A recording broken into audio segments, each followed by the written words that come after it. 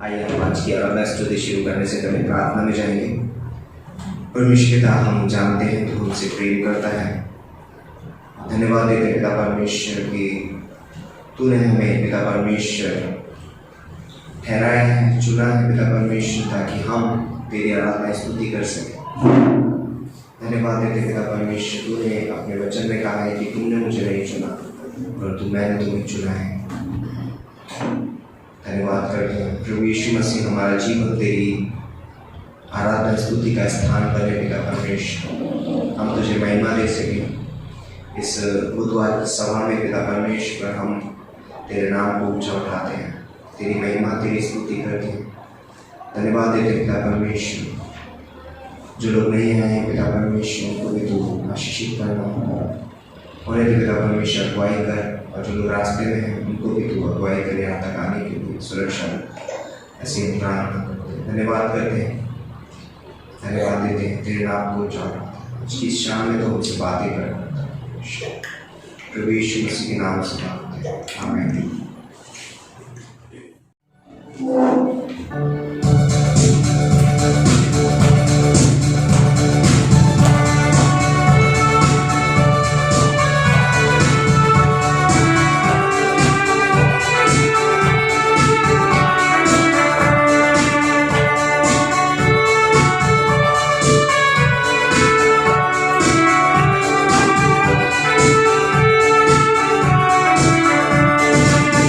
आज करेंगे यहोवा ने बनाया,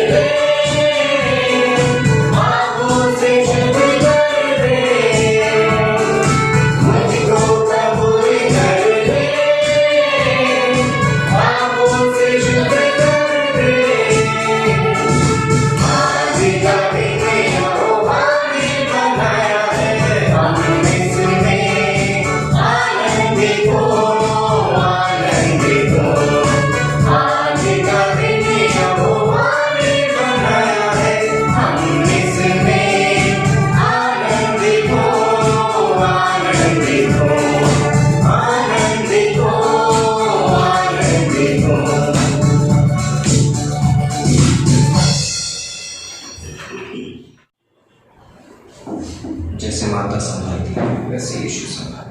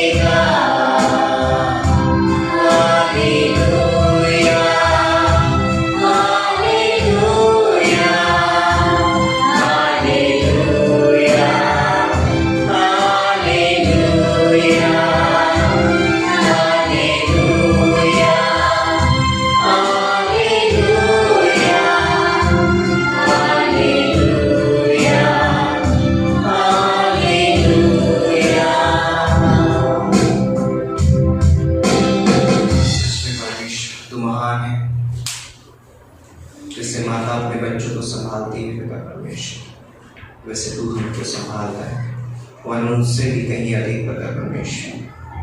धन्यवाद देते पिता परमेश्वर, तू अपने वचन में कह रहा है कि माता अपने बच्चे को भूल सकती है, परंतु मैं तुम्हें कभी नहीं भूलूंगा।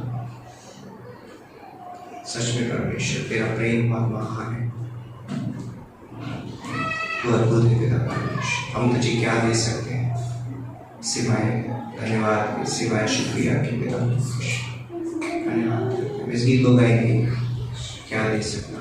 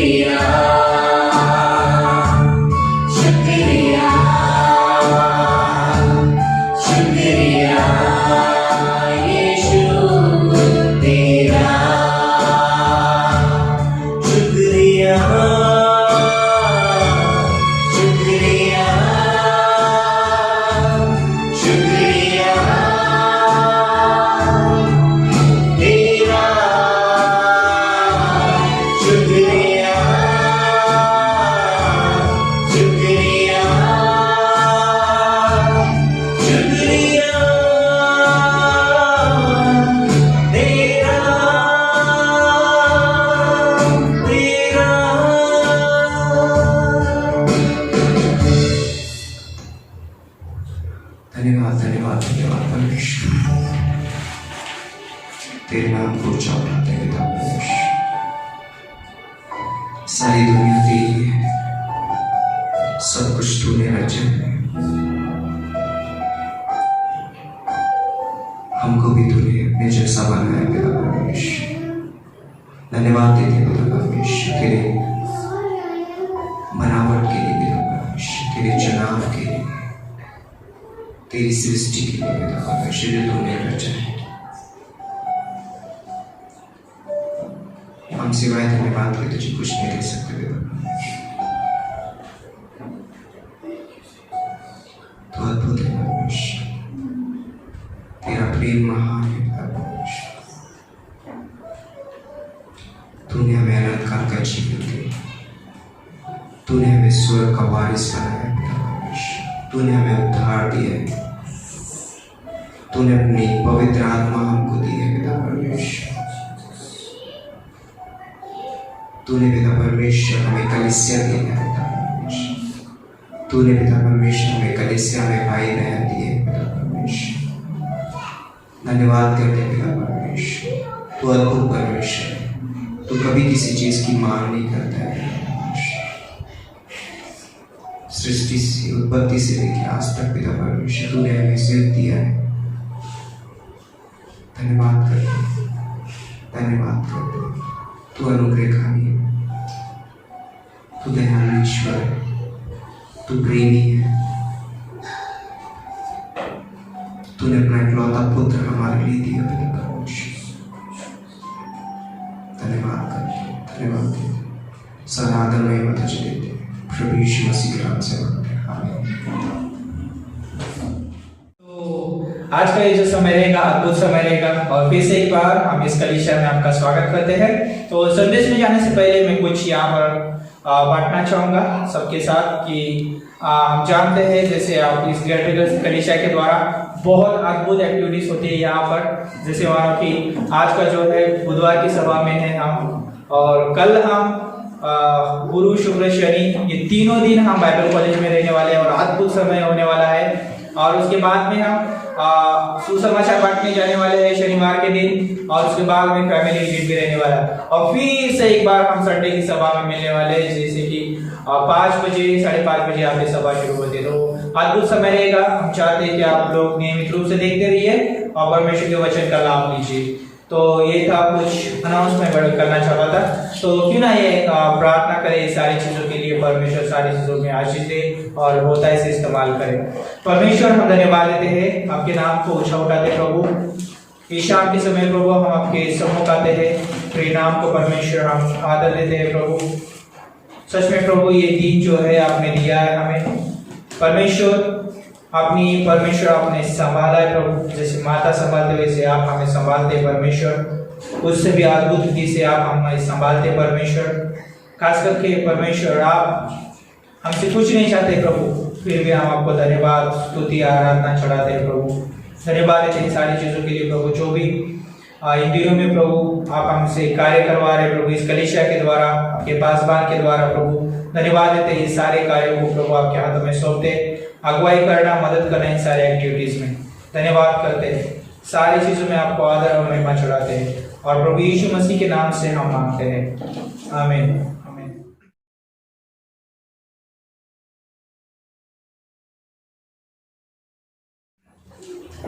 ओके, तो क्या आप लोग तैयार है परमेश्वर का वचन सुनने के लिए? सच में? तो आइए मेरे साथ आप निकाल सकते हैं परमेश्वर का वचन पढ़ने के लिए निर्गमन की किताब उसका 3रा अध्याय। बहुत बार बहुत प्रचारक ने इसके ऊपर प्रचार किया है और अद्भुत संदेशों को दिया है उन लोगों ने, और सच में और ये जो आज का भी जो रहेगा विषय बहुत अद्भुत रहने वाला है। जैसे हम बात करेंगे आज मेरे पास आओ, है ना। यीशु मसीह क्या कहता है? मेरे पास आओ। तो यहाँ पर हम परमेश्वर का वचन पढ़ने वाले निर्गमन की किताब उसका 3रा अध्याय 1 से लेके 8 पंक्ति तक पढ़ने वाले यहाँ पर हम। तो यहाँ पर परमेश्वर का वचन कहता है, मूसा ने अपने ससुर इत्रो नाम मीदान के याजक की भेड़ बकरियों को चराता था और वह उन्हें जंगल की पश्चिमी और हेरो नाम परमेश्वर के पर्वत के पास ले गया और परमेश्वर के दूत ने एक कटीली झाड़ी के बीच आग की लो में उसको दर्शन दिया और उससे दृष्टि उठाकर देखा कि झाड़ी जल रही है और भस्म नहीं होती। तब मूसा ने सोचा कि मैं उधर फिर के इस बड़े अचंभे को देखूंगा कि वह झाड़ी क्यों नहीं जलती। जब यहोवा ने देखा कि मूसा देखने को मुड़ा चला आता है, तब परमेश्वर ने झाड़ी के बीच में से उसको पुकारा कि हे मूसा, हे मूसा। मूसा ने कहा क्या क्या? उसने कहा इधर पास मत आ और अपने पाँव से जूतिया को उतार दे, क्योंकि जिस स्थान पर तू खड़ा है वह पवित्र भूमि है। फिर उसने कहा मैं तेरे पिता का परमेश्वर और इब्राहिम का परमेश्वर, इसहाक का परमेश्वर और याकूब का परमेश्वर हूँ। तब मूसा ने जो परमेश्वर की ओर निहारने से डरता था अपना मुंह ढांप लिया। फिर यहोवा ने कहा मैंने अपनी प्रजा के लोगों को लोग जो मिस्र में हैं उनके दुख को निश्चय देखा है और उनकी जो चिल्लाहट परिश्रम करने वालों के कारण होती है उसको भी मैंने सुना है और उनकी पीड़ा पर मैंने उनकी पीड़ा पर चित लगाया है। इसीलिए अब मैं उतर आया हूँ कि उन्हें मिस्रियों के वंश से छुड़ाओ और उस देश से निकाल कर एक अच्छे और बड़े देश में जिसमें दूध और मधु की धारा बहती है, अर्थात कनानी, हित्ती, यमोनी, परिज्जी, हिब्बी और यबूसी लोगों के स्थान में पहुंचाओ। तो और एक पंक्ति पढ़ते हैं नए नियम से, मत्ती की किताब उसका 11 अध्याय और उसकी 28 पंक्ति बोलते हैं। उसका लास्ट पार्ट में हम ज्यादा फोकस देंगे। यहाँ पे बोलता है हे सब परिश्रम करने वालों और बोझ से दबे हुए लोगों, मेरे पास आओ, मैं तुम्हें विश्राम दूंगा। तो यहाँ पर जब हम पढ़ते हैं तो यीशु मसीह कहता है मेरे पास आओ। किनको कहता है? जो बोझ से दबे हुए हैं, जो परिश्रम कर रहे हैं, उनको क्या बोलता है यीशु मसीह? मेरे पास आओ, मैं तुम्हें विश्राम दूंगा। तो आज हम बात करेंगे कि यीशु मसीह कहता है मेरे पास आओ। तो क्यों ना हम इस संदेश के लिए हम प्रार्थना करें। परमेश्वर, हम धन्यवाद देते हैं कि आपका संदेश है प्रभु, आपका वचन है परमेश्वर, आपके लोग है प्रभु। इस समय हम मांगते हैं आपकी उपस्थिति प्रभु, समझने के लिए, समझाने के लिए प्रभु इस वचन पे, और मुझे अभिषेक करना परमेश्वर, ताकि आपके वचन को सही रीति से बांट सको परमेश्वर। धन्यवाद करते प्रभु, आगे अगुवाई करना पवित्र आत्मा के द्वारा, यीशु मसीह के नाम से मांगते हैं, आमीन। ओके, हम देखते हैं यहाँ पर कि परमेश्वर उतर आया है। निर्गमन की किताब में जब हम पढ़ते हैं 3 अध्याय में, अद्भुत वहां पर परमेश्वर मूसा से बात कर रहा है और जलती हुई झाड़ी के बीच में परमेश्वर से बात कर रहा है। और जब हम जानते हैं इसका बहुत बार आपने इस अध्याय को पढ़ा होगा और सुना भी होगा, लेकिन जब जब हम पढ़ते हैं इसमें बहुत ताजगी मिलती है और नई नई चीजें हमको सीखने को मिलती है। जैसे आज मैं जस्ट सोच रहा था कि दोपहर के समय पे कि हम किसी के पास जाते हैं तो क्या लेके जाते हैं। जब हम एक किराना शॉप पे जाते हैं तो हम क्या लेके जाते हैं? हमारी जरूरतें लेके जाते हैं, हम हमारे पास पैसा लेके जाते हैं ताकि जो भी हमारी जरूरतें हैं उस रीति से हम उसको सामान खरीद के लेके आए। हम डॉक्टर के पास जाते हैं तो क्या लेके जाते हैं? हमारी बीमारी लेके जाते हैं और पैसा भी लेके जाते हैं। तो बहुत सारे ऐसे आपको उदाहरण दिखेंगे कि हम एक शिक्षक के पास जाते हैं तो क्या लेके जाते हैं। हम सोच सकते हैं कि हम एक शिक्षक के पास क्या लेके जाते हैं, हम पैसा तो लेके नहीं जाते हैं, लेकिन हम अपनी जो भी अपने पास कम बुद्धि है वो लेके जाते हैं, क्योंकि वो हमको सिखाए, उसमें हमें परिपक्व बनाए और मजबूत बनाए। और हम सोच सकते हैं कि इसके बारे में कि हम परमेश्वर के पास क्या लेके जाते हैं। हम परमेश्वर को कुछ नहीं दे सकते हैं, परमेश्वर को हम कोई बलिदान चढ़ा नहीं सकते हैं, परमेश्वर को कोई हम कीमती और मूल्यवान चीजें नहीं दे सकते हैं, क्योंकि यीशु मसीह के बलिदान से कोई कीमती और मूल्यवान चीज नहीं है, और परमेश्वर से बड़ी कोई कीमत और कोई मूल्यवान चीज नहीं। हम परमेश्वर को कुछ नहीं दे सकते हैं, लेकिन परमेश्वर को हम एक चीज दे सकते हैं। जब हम इब्रानियों की किताब उसका 11 अध्याय और 6 पंक्ति पढ़ते तो वहां पे बोलता है परमेश्वर का वचन कि परमेश्वर के पास आने वालों को क्या करना पड़ेगा? विश्वास करना पड़ेगा। बिना विश्वास के परमेश्वर को प्रसन्न करना अनहोना है। तो परमेश्वर सिर्फ विश्वास के द्वारा ही प्रसन्न होता है। और जब हम यहाँ पर देखते हैं निर्गमन की किताब में, जब हम पढ़ते हैं यहाँ पे परमेश्वर का वचन अद्भुत हम दिखता है मूसा के जीवन के द्वारा। वो बहुत अद्भुत विश्वास करने वाला व्यक्ति था। लेकिन यहाँ पर हम उस अध्याय में जाने से पहले तो मैं यहाँ पर और एक पंक्तियों के ऊपर मैं फोकस देना चाहूंगा। आप मेरे साथ निकाल सकते हैं उत्पत्ति की किताब उसका 3रा अध्याय। उत्पत्ति की किताब उसका 3रा अध्याय और 9 और 10 पंक्ति में बोलता है, तब यहोवा परमेश्वर ने पुकार कर आदम से पूछा, तू कहाँ है? उसने कहा, मैं तेरा शब्द बारे में सुनकर डर गया, क्योंकि मैं नंगा था इसलिए चुप गया। यहाँ पर हम देखते हैं कि परमेश्वर जो है किसके पास आया है? जिसको परमेश्वर ने बनाया, प्रथम पुरुष को बनाया, उसका नाम है आदम, और परमेश्वर उसके पास आया, उसको ढूंढने के लिए आया। और यहाँ पर हमें बहुत बड़ा चित्र दिखता है। वहां पर जो है मनुष्य जो है उसके पास सब अधिकार था, सारी चीजें अच्छी थी उसके पास, कोई कष्ट करना नहीं था, कोई पसीना नहीं बहाना था, कोई दुख तकलीफ का कोई सामना नहीं करना था, उसको सिर्फ विश्राम करना था, आनंद उठाना था। परमेश्वर ने जो भी उसके लिए रचा है उसके लिए उसको सिर्फ अद्भुत और भली चीजें थी उसके लिए, वो सारी चीजों का आनंद उठाना था और सारी चीजों के ऊपर उसको अधिकार भी रखना था। लेकिन हम जानते उसकी आज्ञा तोड़ने की वजह से हम उसको उसके जीवन में पाप आया, और पाप का परिणाम आज तक हम देखते हैं कितना खतरनाक पाप का परिणाम है। और हम देखते हैं कि वहां पर जो है आदम जो है परमेश्वर से छुप रहा है, परमेश्वर से दूर हो रहा है, वहां पर परमेश्वर से छुपने की कोशिश कर रहा है, लेकिन कोई मनुष्य छुप नहीं सकता है। कोई मनुष्य किसी पहाड़ के पीछे जाके छुप नहीं सकता है, कोई पेड़ के पीछे जाके छुप नहीं सकता है, कोई घर में जाके छुप नहीं सकता है, क्योंकि परमेश्वर की आंखें सब जगह पे लगी हुई है। परमेश्वर सब जगह को जानता है, परमेश्वर सब जगह पे उपस्थित है। यहाँ पे हमें एक बहुत अद्भुत चीज दिखती है कि यहाँ पर आदम जो है चुप रहा है, लेकिन परमेश्वर उसके पास है।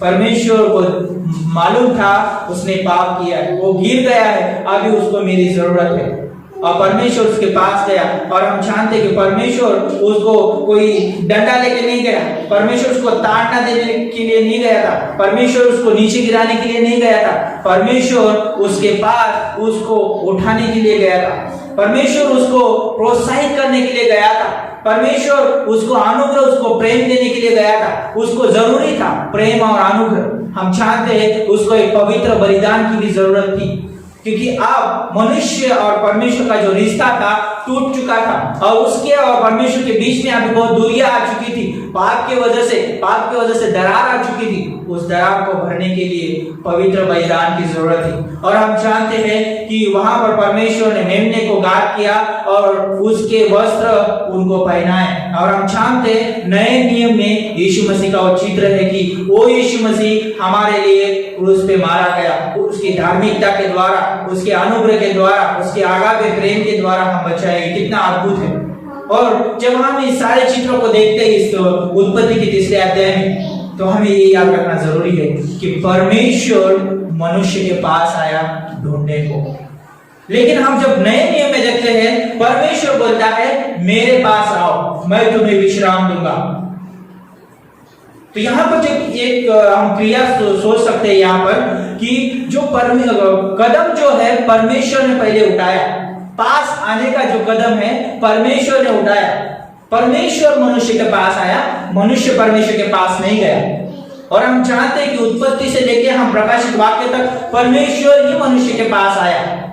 पहले उसने ही कदम उठाया सारी चीजों का, प्रेम करने का, अनुग्रह देने का, दया देने का, कृपा करने का, सारे कदम परमेश्वर ने पहले उठाया। कितना अद्भुत है। और जब हम निर्गमन की किताब उसका 3रा अध्याय में जब हम आते हैं, वहां पर परमेश्वर की प्रजा के बारे में बताया गया है, वहां पर इजराइल प्रजा के बारे में बताया गया है, और वो मिस्र में है। और मिस्र जो है संसार का एक चित्र है, और उधर से उसमें से छुड़ाने के लिए उसके उसके प्रजा को कोई एक व्यक्ति चाहिए, और परमेश्वर ऐसे व्यक्ति को ढूंढा है जो सच में उसके कार्य को लेके जा सकता है आगे, उसके प्रजा को छुड़ाने के लिए मदद कर सकता है। परमेश्वर एक जरिया ढूंढ रहा था वहां पर, और हम जानते हैं कि मूसा वहां पर एक जरिया बना, और मूसा क्या कर रहा था? भेड़ बकरियों को चरा रहा था, चरवाई कर रहा था मूसा, और परमेश्वर ने वहां पर उसको चुना। और हम जानते हैं कि मूसा कहाँ गया था? परमेश्वर के पर्वत के पास। कहाँ गया था? परमेश्वर के पर्वत के पास मूसा वहां पर गया था। और हम जानते हैं मूसा को मिलने के लिए कौन आया? परमेश्वर आया, और परमेश्वर ने उससे बातें की जलते हुए झाड़ी से, और हम वहां पर देखते हैं कि उसके जीवन से बहुत अद्भुत रीति से प्रकट किया परमेश्वर ने, उसको प्रमाण दिया परमेश्वर ने कि मैं तेरे इब्राहिम का मैं परमेश्वर हूँ, इसहाक का परमेश्वर हूँ, याकूब का परमेश्वर हूँ। और हम जानते कि इजराइल प्रजा को जब यहोवा का नाम आता था तो बहुत कीमती और बहुत मूल्यवान समझते थे, बहुत आदर करते थे। और हम वहां पर जानते हैं कि जो इजराइल प्रजा जो है मिस्र में, वहां पर जब बहुत हम उत्पत्ति से देखते हैं उत्पत्ति किताब में कि यूसुफ के भाई लोग, याकूब की जो संतानें थी, अकाल की वजह से वो मिस्र में जाके रहे वहां पर सबको जहाँ, फिर जो यूसुफ को जानता था फिर वो मर गया, फिर बाद में एक गद्दी पे आ गया व्यक्ति, और वो अभी यूसुफ को नहीं जानता है। और वो व्यक्ति क्या कर रहा है? उस प्रजा के ऊपर क्या कर रहा है? जुल्म कर रहा है, उस प्रजा को दबा रहा है, उस प्रजा को बहुत पीड़ा भी दे रहा है, उनके द्वारा ईंटों भी बना रहा है मिट्टी से। और वहां पर जानते हैं कि परमेश्वर उनका दर्द देखने के लिए आया, परमेश्वर के कान में उनकी चिल्लाहट पहुंची, परमेश्वर के कानों में उनकी जो भी दुख उनके सामने गया परमेश्वर के, और परमेश्वर बोलता है कि मैं मेरी प्रजा को बचाने के लिए जाऊंगा। और वहां पर हम देखते हैं कि मूसा को परमेश्वर मिला वहां पर, और मूसा के साथ बात कर रहा है परमेश्वर यहाँ पे, और अद्भुत रीति से जब मूसा सुनता है परमेश्वर की बातें, और हम यही तीसरे अध्याय में जब 1 से लेके 8 पंक्ति तक देखते हैं, वहां पर परमेश्वर की मूसा के लिए बुलाहट देखते हैं, और हम देखते हैं वहां पर परमेश्वर वहां पर उसको दर्शन भी देता है, और हम देखते हैं यहाँ पर कि परमेश्वर अपने प्रजा का दुख भी वहां पर जाहिर कर रहा है उसके सामने। और हम ये बात देखते हैं कि वो एक वायदा भी कर रहा है कि जब मैं इस प्रजा को इस जगह से मैं निकाल के लेके जाऊंगा तो मैं किस देश में लेके जाऊंगा, उस देश में क्या होगा, उस देश के बारे में वो वायदा भी कर रहा है। कितना अद्भुत है! निकालने से पहले ही, सारी चीजें होने से पहले ही मूसा को वो सारी चीजों से प्रमाण भी दे रहा है परमेश्वर। कितना अद्भुत है! मूसा को बोला तुझे कुछ नहीं करना है, तुझे खड़ा होना है, मैं बात करूंगा, मैं उतर के आया हूं, मैं तेरे द्वारा बात करूंगा, तुझे सिर्फ मेरे लिए खड़ा होना है। और हम जानते हैं कि मूसा ने वहां पे बहुत सारे बहाने दिए, और लेकिन परमेश्वर ने उसको इस्तेमाल किया। तो पहला कदम जो है परमेश्वर ने उठाया मनुष्य के पास आने का। तो कुछ चीजें मैं यहाँ पर नोट किया है, जैसे आप अगर लिखना चाहते हैं तो आप लिख सकते हैं। तो पहली बात जैसे मैं सोच रहा था यहाँ पर कि परमेश्वर के पर्वत के पास मूसा गया, कितना अद्भुत है।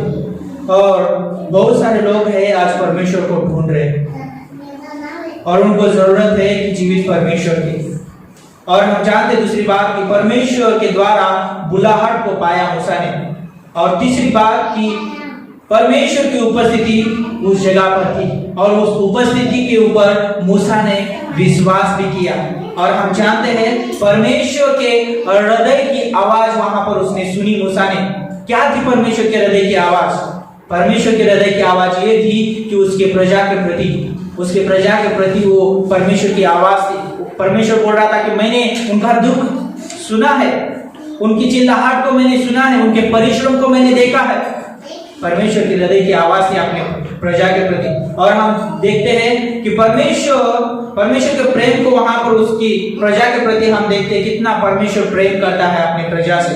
वो खुद अपनी प्रजा को बचाने के लिए आया। जब हम उत्पत्ति किताब में देखते हैं मूसा को, आदम को बचाने के लिए परमेश्वर वहां पर उतर के आया, वहां पर उसको वस्त्र, धार्मिकता के वस्त्र पहनाने के लिए परमेश्वर वहां पर उतर के आया, उसके साथ संगति करने के लिए परमेश्वर उधर आया। उसको जरूरत है, मेरी जरूरत, अभी वो कुछ नहीं कर सकता है, अभी वो टूट गया, उसके पास कोई योग्यता नहीं है, उसके पास कोई काबिलियत नहीं है कि वो मेरे पास आए, लेकिन मेरे पास काबिलियत है कि मैं उसके पास जा सकता हूँ। परमेश्वर के पास सारी चीजों में काबिलियत है कि वो मनुष्य के पास आ सकता है, और वो स्वर्ग का परमेश्वर पापी मनुष्य के पास इस जगत में आया।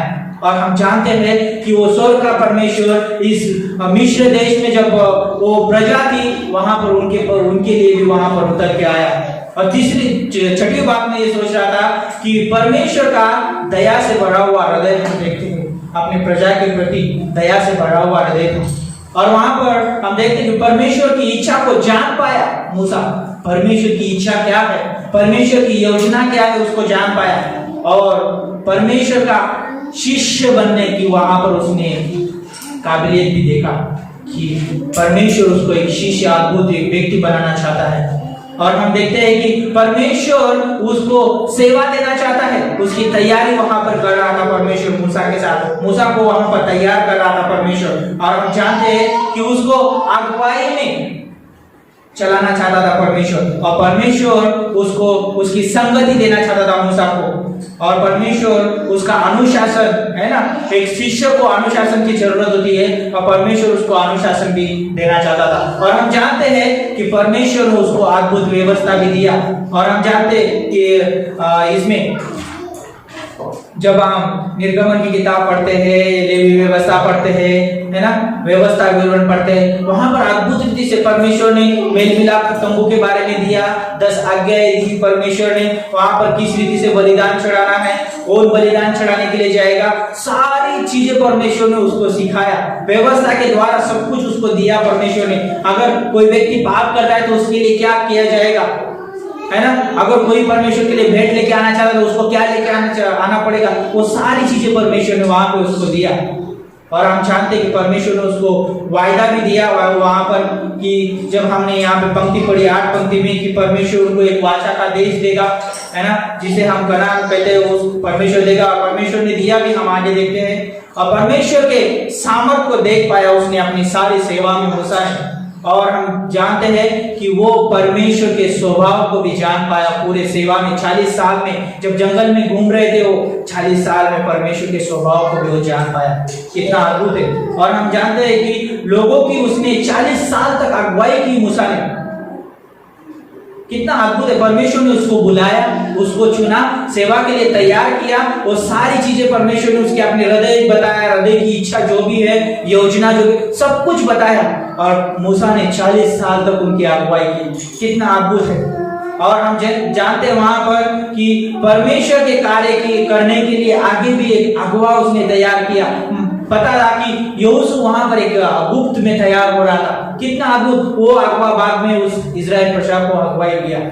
और हम जानते हैं कि वो ये परमेश्वर बोलता है कि मूसा सबसे महान, है ना, वो क्या बोलता है कि इस दुनिया में कोई उसके जैसा नम्र व्यक्ति नहीं है। सबसे नम्र व्यक्ति वहां पे परमेश्वर ने कहा उसको। कितना महान एक चरित्र उसको दिया परमेश्वर के द्वारा। अद्भुत है। परमेश्वर ने उसके जीवन की तारीफ भी किया।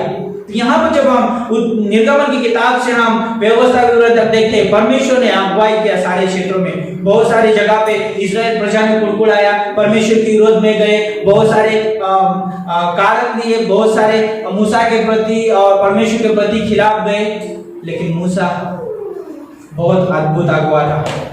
जैसे परमेश्वर का हृदय था अपने इजराइल प्रजा के प्रति, उसने भी वही हृदय रखा उस इजराइल प्रजा के प्रति, उसने वही हृदय लेके चला। तो आज मुझे सोच रहा था मैं कि परमेश्वर उत्पत्ति की किताब में भी परमेश्वर के पास वही योजना थी, वही हृदय था। निर्गमन की किताब में भी वही योजना है, वही उद्देश्य है। वहां पर भी परमेश्वर ने मिस्र से इजराइल प्रजा को निकाला। एक संसार का चित्र है।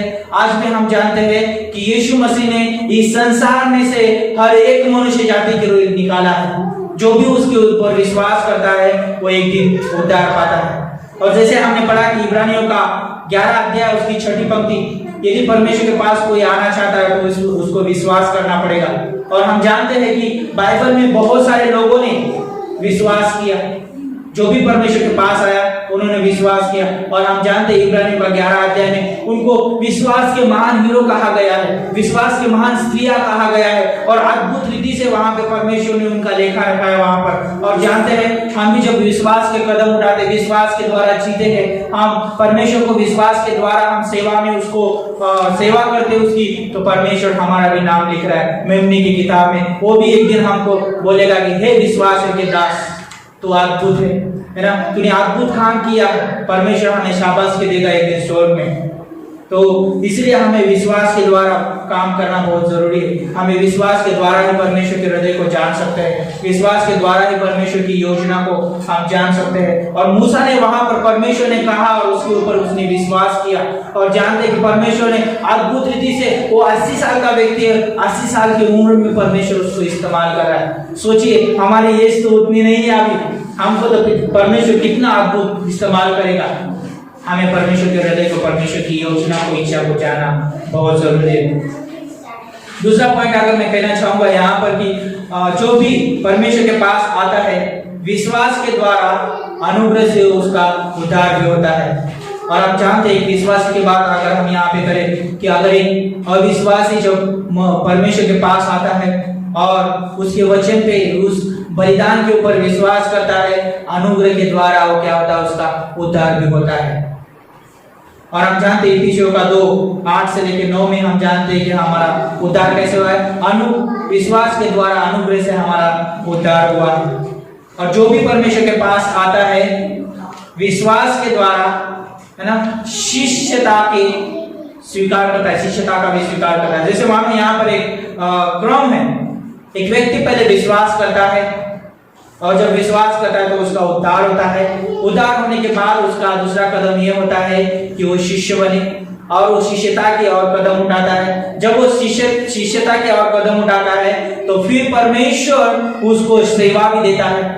जब वो सेवा देता है तो परमेश्वर उसमें उसको अनुशासन भी देता है, किस रीति से तुझे सेवा करना है, किस रीति से तुझे सारे कार्य को निभाना है। परमेश्वर सारे चीजों में उसको एक क्रम भी देता है। और फिर हम जानते हैं कि जब हम वो उसकी सेवा में है, उसके अनुशासन में है, परमेश्वर हमें सिखाता भी है, व्यक्तिगत सिखाता है परमेश्वर। और आज हम जानते हैं हमारे पास पासवान है, पासवान के द्वारा परमेश्वर सिखाता है। हमारे पास पवित्र आत्मा के द्वारा सिखाता है। हमारे पास बाइबल के टीचर, उसके द्वारा परमेश्वर हमें सिखाता है। जो भी व्यक्ति परमेश्वर के पास आना चाहता है उसको पहले विश्वास करना पड़ेगा। विश्वास करेगा तो उसका उद्धार होगा। जब उसका उद्धार होगा तो शिष्यता बनेगा, शिष्य बनेगा तो परमेश्वर उसको सेवा भी सौंपेगा, उसको अनुशासन भी देगा। और फिर बाद में वो व्यक्ति सीखेगा और परमेश्वर की गवाही को भी बांटेगा। और हम जानते हैं मत्ती का किताब उसका 28 अध्याय और 18 से 20 में जानते हैं कि परमेश्वर यीशु मसीह ने हमें अधिकार दिया, क्योंकि उसके पास अधिकार है। इसलिए एक व्यक्ति जो है परमेश्वर के पास जब जाता है उसको सारी चीजों का अधिकार मिलता है। अब उसका अधिकार नहीं था, छूट गया था, वो अधिकार उससे गुम हो गया था, क्योंकि परमेश्वर ने खुद हमारे पास आके वो अधिकार दिया है दोबारा।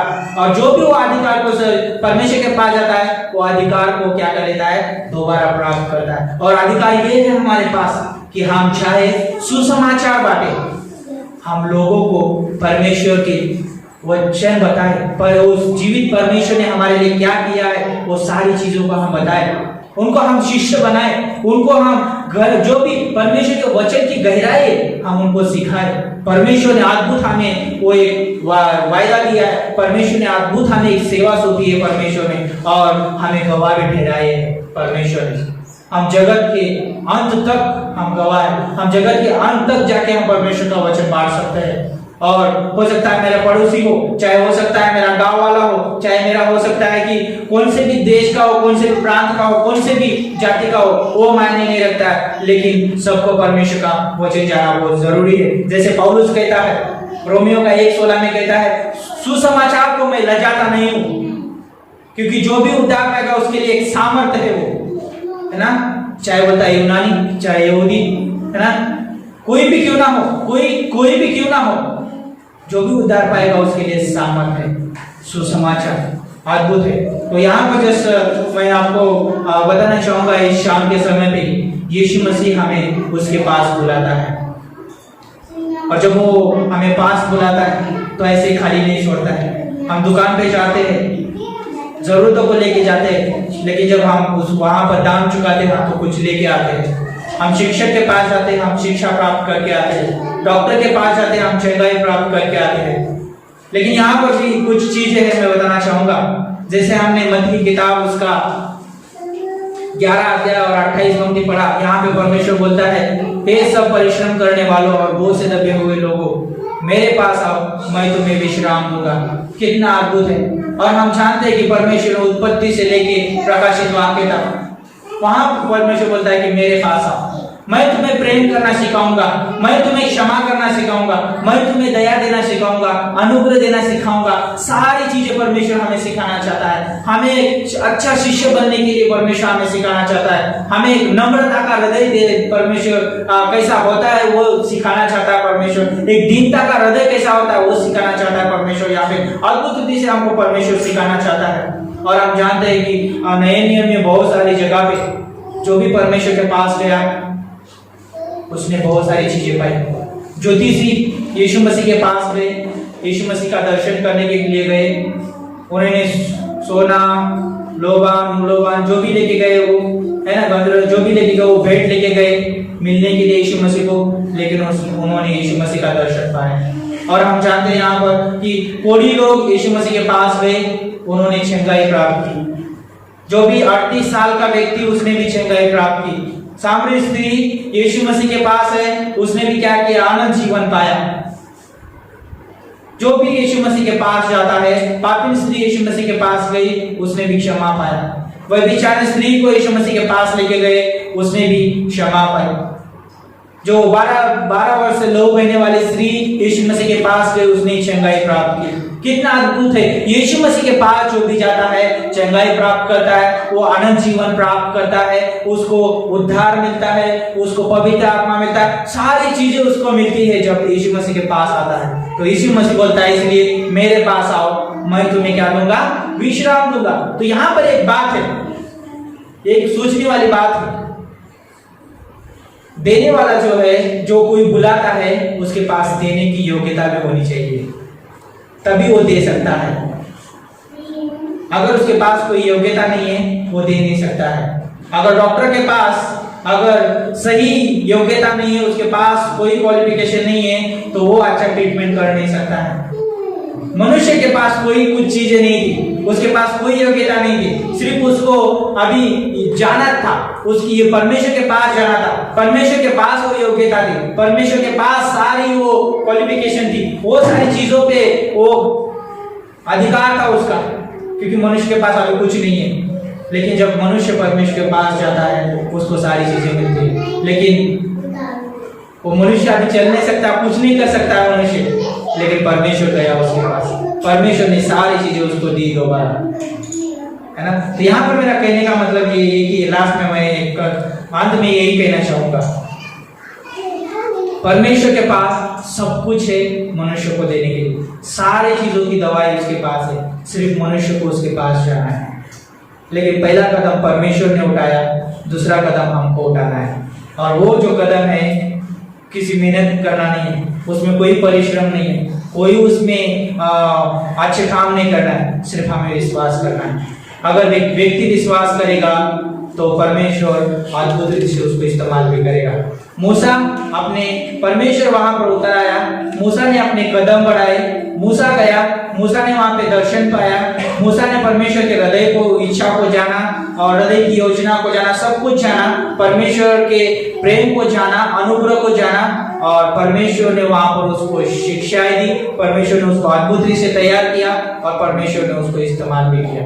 और हम चाहते हैं, और परमेश्वर ने बाद में इसकी तारीफ भी की, हर एक व्यक्ति के लिए परमेश्वर वही देना चाहता है, परमेश्वर उसको इस्तेमाल करना चाहता है। तो आज ये शाम के समय में आपको प्रोत्साहित करना चाहूंगा कि पहला कदम परमेश्वर ने उठाया, इसलिए परमेश्वर बोलता है मेरे पास आओ। और जब हम दूसरा कदम उठाते विश्वास के द्वारा, परमेश्वर सब कुछ देना चाहता है जो हमारी आवश्यकता है ना, क्योंकि उसके पास देने के लिए सब कुछ है।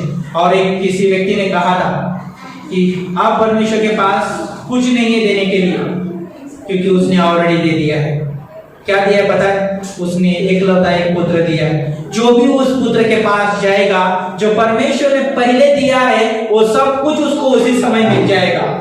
जब वो उस पुत्र के पास जाएगा, उस बलिदान के पास जाएगा, उस क्रूस के पास जाएगा। ओके, तो आइए हम प्रार्थना करते हैं इस समय। परमेश्वर, हम धन्यवाद देते हैं, आपके नाम को ऊंचा उठाते प्रभु। सच में प्रभु आपके पास योग्यता है, आपके पास वो सामर्थ है परमेश्वर, आपके पास वो बल है परमेश्वर जो आप हमें देना चाहते हैं प्रभु। इसलिए बोलते हैं कि आप मेरे पास आओ, मैं तुम्हें विश्राम दूंगा।